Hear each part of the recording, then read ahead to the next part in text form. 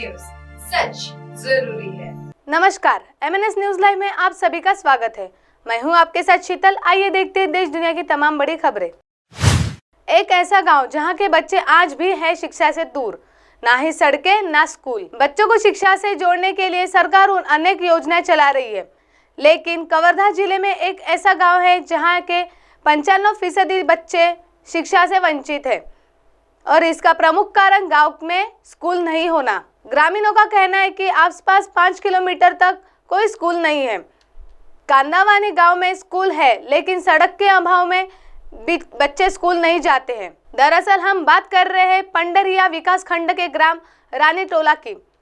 यहाँ लगभग 60 परिवार निवासरत है और 40 से अधिक ऐसे बच्चे हैं जो स्कूल में पढ़ाई करने योग्य है, लेकिन यहाँ के कुछ बच्चों को छोड़ कोई भी स्कूल नहीं जाता।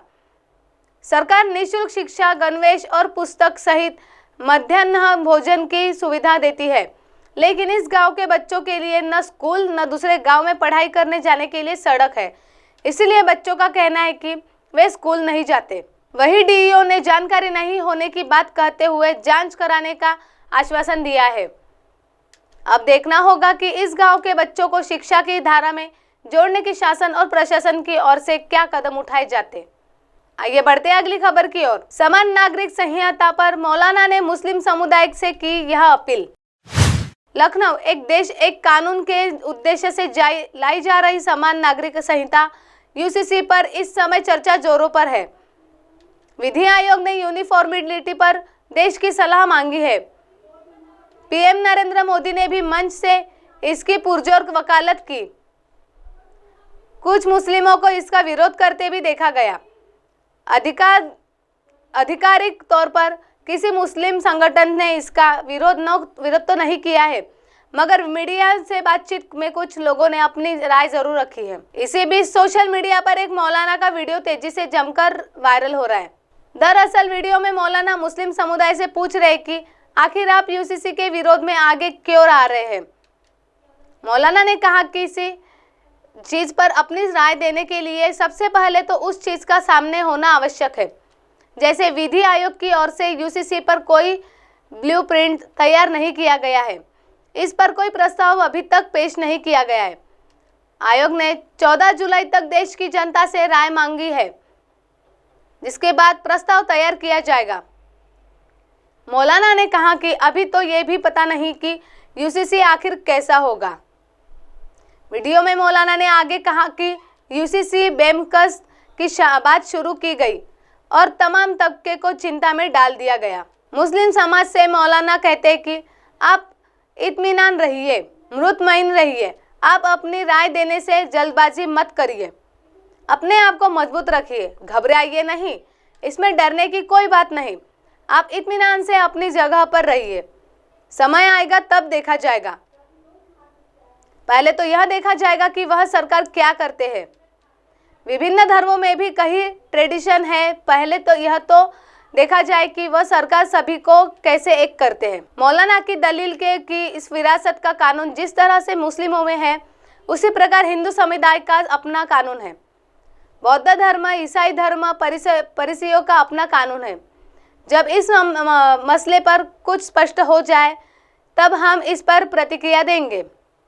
हम लोग तब इस सिलसिले में सोचेंगे। यह कोई जनमत संग्रह नहीं है कि हर कोई अपनी राय दे आए। 12:15 की वीडियो क्लिप में मौलाना कर रहे कि यह भी समझना आवश्यक है कि जो लोग ये काम कर रहे हैं वो देश के लिए काफ़ी ईमानदार नहीं है।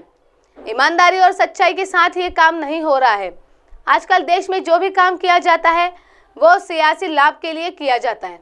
आइए बढ़ते हैं अगली खबर की ओर। अंग्रेजों की नज़र में गाय एनिमल हो सकती है, हम भारतीयों के लिए माता है, सतीश पूनिया।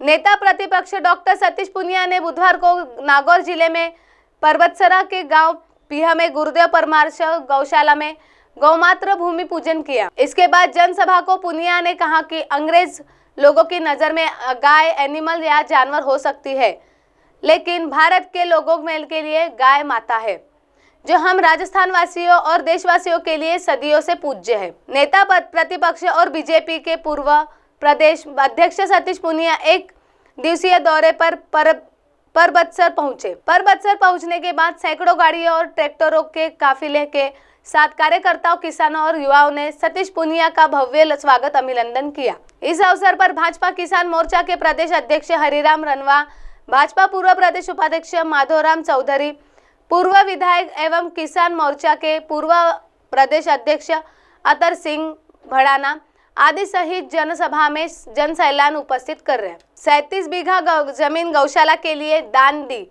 डॉक्टर पूनिया ने गौशाला भूमि पूजन कर जनसभा को संबोधित करते हुए कहा कि ग्राम पंचायत पीह के ऊर्जावान सरपंच अमरचंद जारजा को हृदय से धन्यवाद देता हूँ कि उन्होंने 37 बीघा जमीन गौशाला के लिए दान दी है। इसमें गायों का लालन पालन, संरक्षण, उनकी सुरक्षा और सम्मान सुनिश्चित होगा, जो हमारी भारतीय सनातन संस्कृति में बहुत पुण्य का काम है और वर्तमान युग में इस पुण्य कार्य की बहुत जरूरत है। पूनिया ने कहा कि हमारी भारतीय संस्कृति की जड़ें इतनी गहरी है कि यूनान, मिस्र, रोम मिट जहाज से कुछ बात है कि हस्ती मिट्टी नहीं हमारी। पूरी दुनिया भर में इस बात पर रिसर्च हुआ है कि हिंदुस्तान का अस्तित्व और उसकी ताकत इतनी मजबूत कैसे और क्यों है, और हम लगातार मजबूत होते जा रहे हैं। पीएम मोदी ने बढ़ाया देश का मान। पूनिया ने कहा कि प्रधानमंत्री नरेंद्र मोदी के मजबूत नेतृत्व के भारत सम्मान और स्वाभिमान पूरी दुनिया में बढ़ा है और उसी का ही नतीजा है कि भारत के योग्य की विधा को 177 से अधिक देशों ने स्वीकार किया है। पावन पवित्र भूमि अयोध्या में भगवान श्री राम का भव्य मंदिर बन रहा है। यह हर भारतीय के लिए गौरवशाली क्षण है। नागौर की धरती किसानों की धरती है। जब यहाँ 36 कौम का किसान हल चलाता है तो यह धरती अन्नपूर्ण बनती है और पांचुराम जैसे वीर सपूत योद्धा सीमा पर लड़ते हैं तो भारत की रक्षा होती है। नागौर की धरती बदलाव की धरती है और साधारण किसान परिवार में जन्मे मेरे जैसे सामान्य कार्यकर्ताओं को आपने तिलक लगाया तो पार्टी ने मुझे बहुत बड़ा सम्मान देकर भाजपा प्रदेश अध्यक्ष के रूप में सेवा करने का मौका दिया है।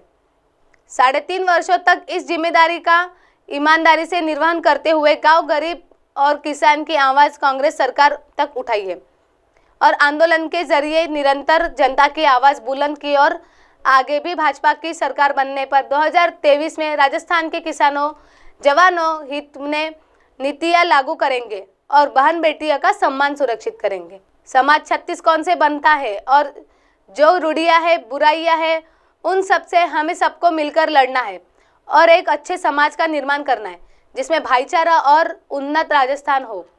यहाँ भाजपा सरकार बनने पर सुनिश्चित करेंगी।